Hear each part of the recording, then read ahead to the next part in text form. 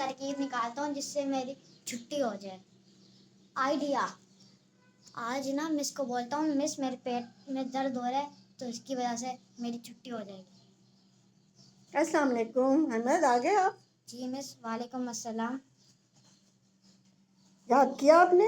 Miss पेट में बहुत दर्द हो रहा था। चले बेटा, कोई बात नहीं, बैठे पढ़ें। Okay miss.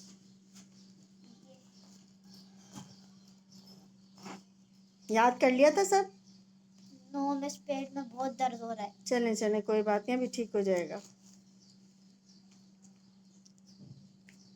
मिस मेरे पेट में बहुत ज्यादा दर्द स्टार्ट हो गया मिस। क्या हो गया अहमद? मिस पेट दर्द और स्टार्ट हो गया और ज्यादा। ओहो, चलें फिर आप छुट्टी कर लें। Okay miss. ये आराम करना घर में जाके, ठीक है?